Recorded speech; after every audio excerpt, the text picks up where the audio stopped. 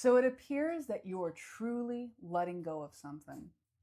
The letting go that happens when you shift from wanting to want to let go of something to actually releasing something.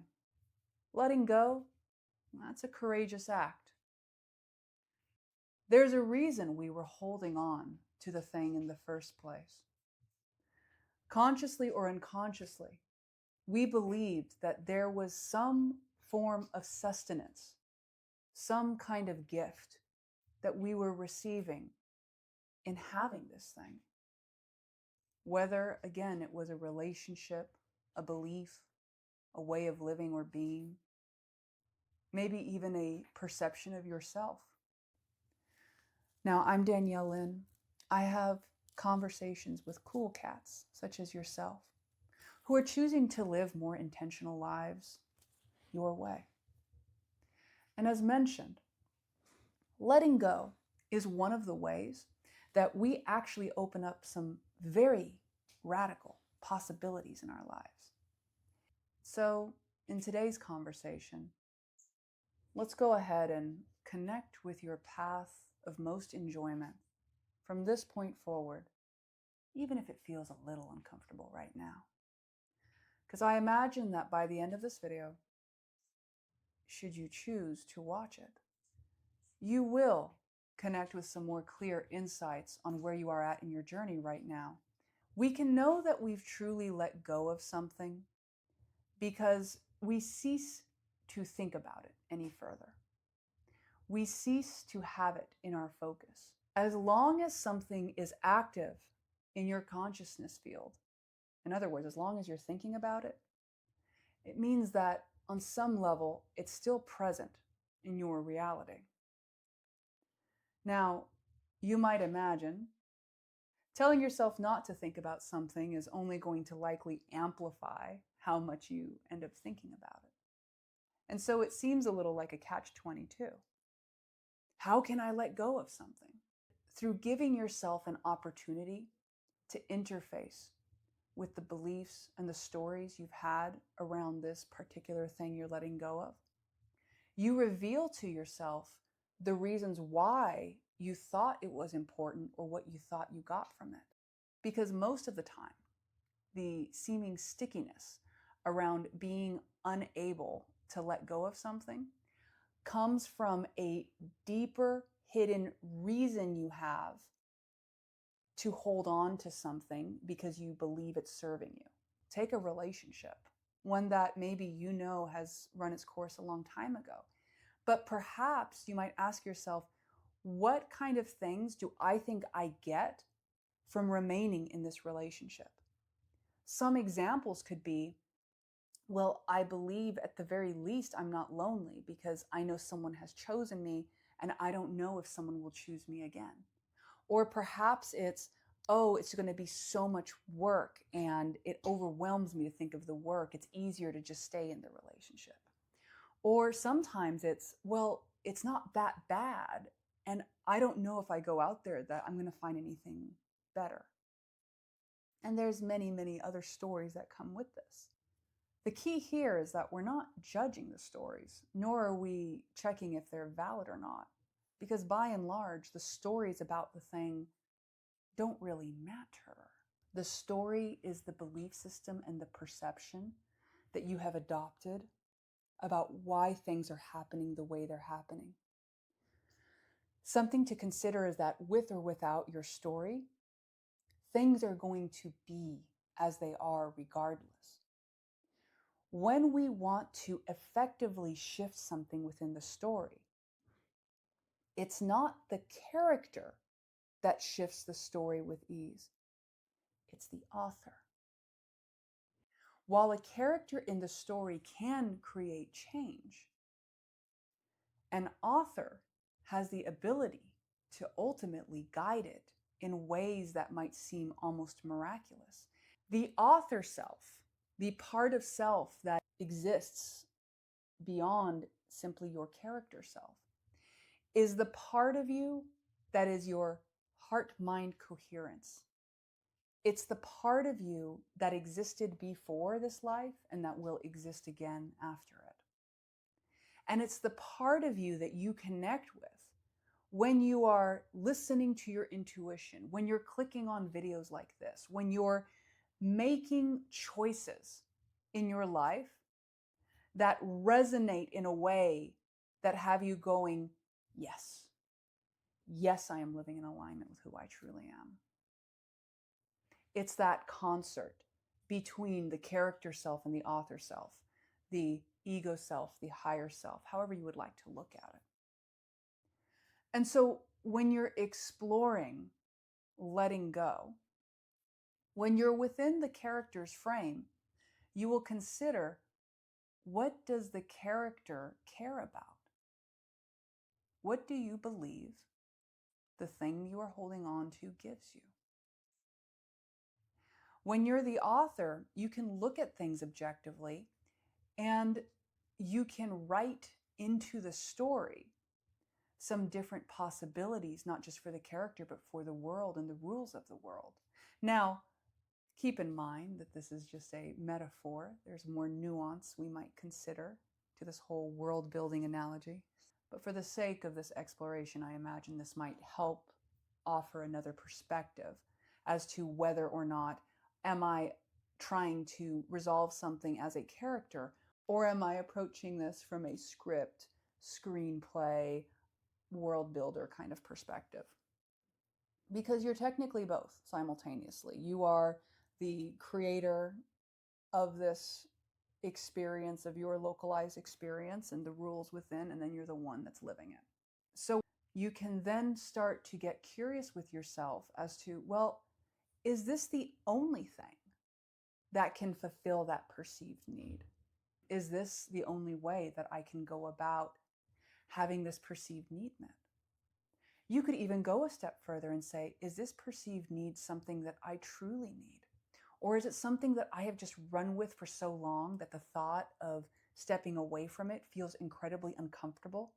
Because change and the unknown, even if it's resonant for us and even if it will connect us with new things, can sometimes inherently feel uncomfortable because comfort has to do with familiarity. So stepping into the unknown can feel uncomfortable, but not necessarily be wrong for us.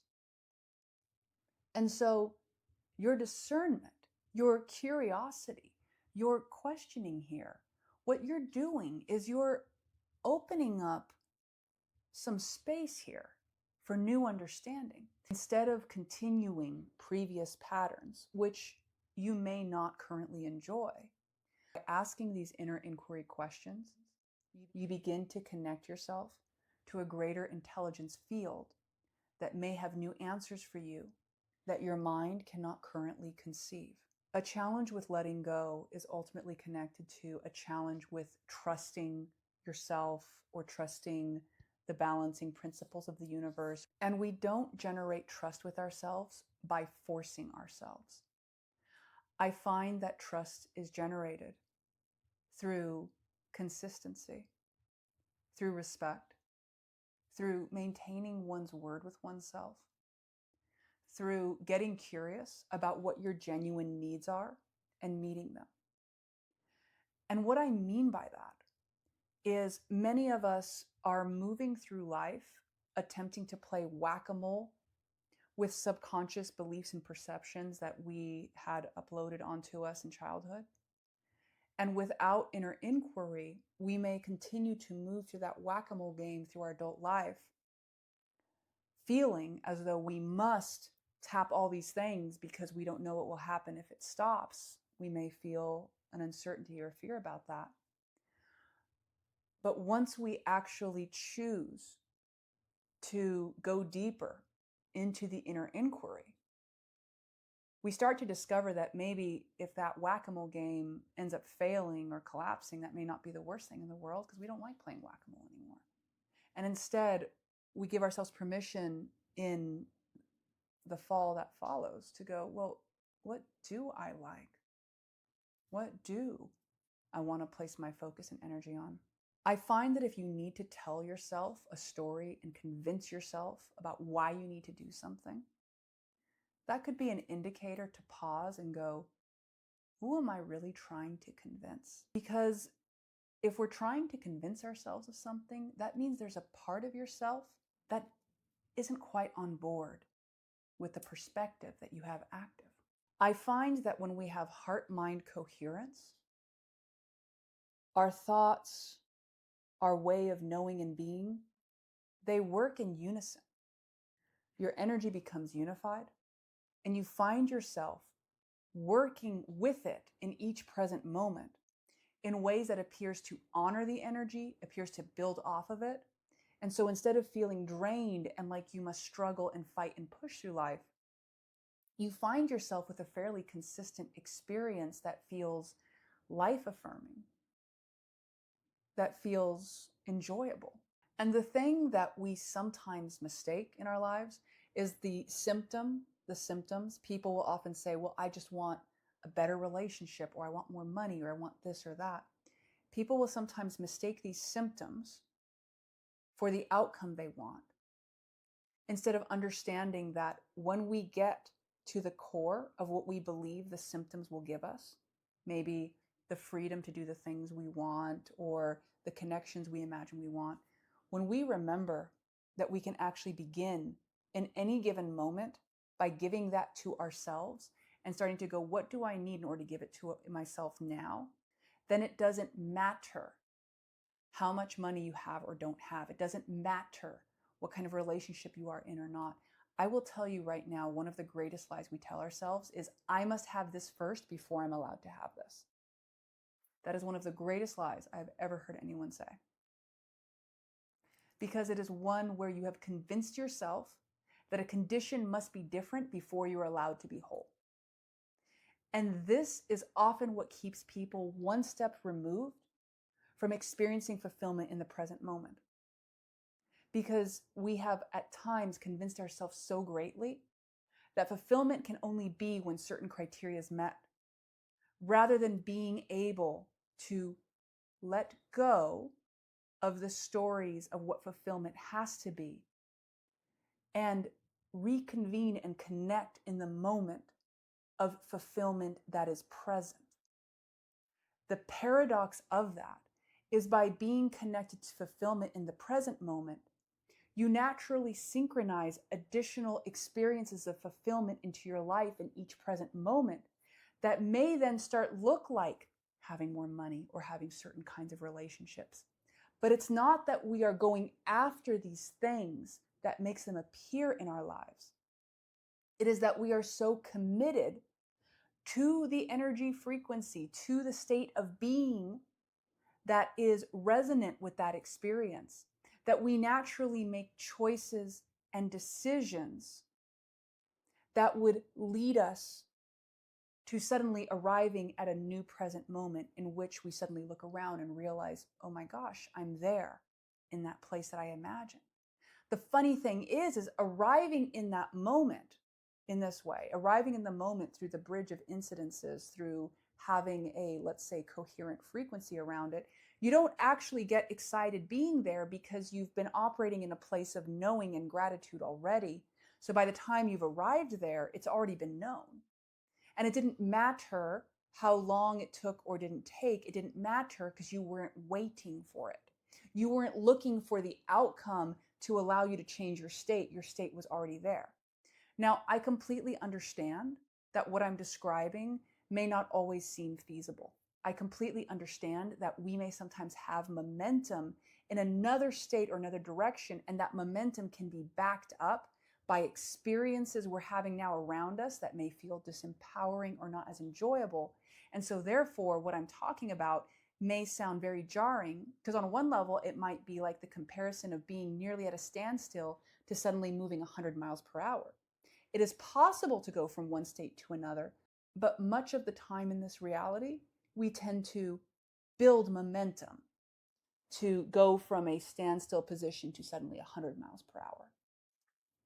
And so when we are working in the field of frequency, reality shifting, these things that we sometimes talk about, and we shift from I have to do things and make things happen to be who I am, to I am who I am, and therefore the things around me appear to shift in favor of that.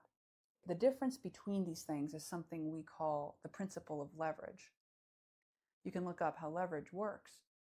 Instead of trying to use a massive amount of force to move something, you find a point in which you can use a tiny amount of force to move something exponentially, which is what remembering that you are an inner to outer creator is all about.